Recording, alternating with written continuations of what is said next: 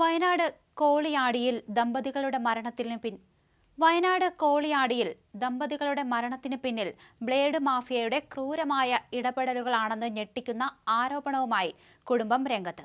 6 മാസം മുൻപ് ഇസ്രായേലിൽ ദുരൂഹ സാഹചര്യത്തിൽ മരിച്ച ജിനേഷ് സുകുമാരന്റെയും കഴിഞ്ഞ ദിവസം ആത്മഹത്യ ചെയ്ത ഭാര്യ രേഷ്മയുടെയും മരണത്തിന് ഉത്തരവാദികൾ പലിശ മാഫിയയാണെന്ന് കാണിച്ച് രേഷ്മയുടെ മാതാവ് ഷൈല പോലീസിൽ പരാതി നൽകി.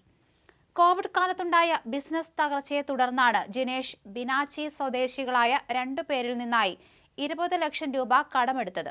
ഇതിനായി 4 ചെക്കുകളും മുദ്രപത്രങ്ങളും ഈടായി നൽകിയിരുന്നു. ജിനേഷ് മരിക്കുന്നതിന് മുൻപ് ഏകദേശം 15 ലക്ഷത്തോളം രൂപ തിരികെ നൽകിയിരുന്നു. ബാക്കി തുകയും 5% പലിശയും പലപ്പോഴായി കൈമാറുകയും ചെയ്തു. എന്നാൽ പണം കൈപ്പറ്റിയ ശേഷം മാഫിയ സംഘം ക്രൂരമായ വഞ്ചനയാണ് നടത്തിയത്. ജിനേഷിൽ നിന്ന് വാങ്ങിയ ചെക്കുകൾ ഉപയോഗിച്ച് എറണാകുളം ബത്തേരി കോടതികളിൽ ഒരേ സമയം കേസുകൾ ഫയൽ ചെയ്തു. 40 ലക്ഷം കൂടി കിട്ടാനുണ്ടെന്ന് കാണിച്ചായിരുന്നു ഈ നീക്കം. ഇതിന്റെ ഭാഗമായി ജിനേഷും രേഷ്മയും കഷ്ടപ്പെട്ട് പണിതീർത്ത കോളിയാടിയിലെ വീടും സ്ഥലവും കോടതി അറ്റാച്ച് ചെയ്തു. പണം നൽകിയവരുടെ ഭീഷണിയും ദുഷ്ടലാഖോടെയുള്ള ഇടപെടലുമാണ് മകൾ രേഷ്മ ജീവനൊടുക്കാൻ കാരണമെന്നാണ് കുടുംബം പരാതിയിൽ ചൂണ്ടിക്കാണിച്ചിരിക്കുന്നത്. മുഖ്യമന്ത്രിക്കും കളക്ടർക്കും പരാതിയുടെ പകർപ്പുകൾ കൈമാറിയിട്ടുണ്ട്. രേഷ്മയുടെ മരണവുമായി ബന്ധപ്പെട്ടുള്ള അന്വേഷണം പുരോഗമിക്കുകയാണെന്നും ഇപ്പോൾ വന്നിട്ടുള്ള പരാതികളും പരിശോധിക്കുമെന്നും കേസ് അന്വേഷിക്കുന്ന നൂൽപ്പുഴ പോലീസ് അറിയിക്കുകയും ചെയ്തു. ബന്ധുക്കളുടെയും മറ്റുള്ളവരുടെയും മൊഴികൾ രേഖപ്പെടുത്തി വരികയാണ്. ബത്തേരി പോലീസിന് ലഭിച്ച പരാതികളും നൂൽപ്പുഴ പോലീസിന് കൈമാറിയിട്ടുണ്ട്.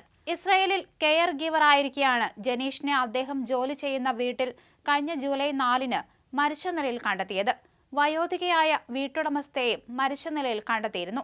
സംഭവത്തിലെ ദുരൂഹത ഇതുവരെ നീങ്ങിയിട്ടില്ല. കഴിഞ്ഞ 30-ന് രേഷ്മയും മരിച്ചതോടെ ഇവരുടെ 10 വയസ്സ് പ്രായമുള്ള മകൾ ആരാധ്യ രേഷ്മയുടെ മാതാപിതാക്കൾക്കും ജനീഷിന്റെ മാതാവിനുമൊപ്പമാണ് കഴിയുന്നത്.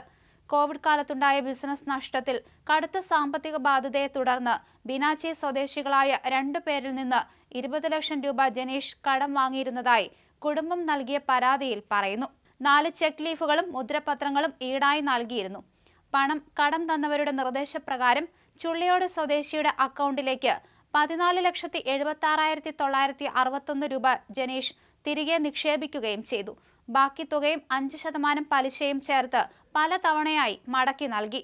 എന്നാൽ ചുള്ളിയോട് സ്വദേശി തനിക്ക് 20 ലക്ഷം രൂപ ലഭിക്കാനുണ്ടെന്ന് പറഞ്ഞ് ചെക്ക് ലീഫ് ഉപയോഗിച്ച് എറണാകുളം കോടതിയിലും ബിനാച്ചി സ്വദേശി മറ്റൊരു ചെക്ക് ലീഫ് ഉപയോഗിച്ച് 20 ലക്ഷം കിട്ടാനുണ്ടെന്ന് കാണിച്ച് ബത്തേരി കോടതിയിലും കേസ് നൽകിയിട്ടുണ്ടെന്നും ഷൈലയുടെ പരാതിയിൽ പറയുന്നു.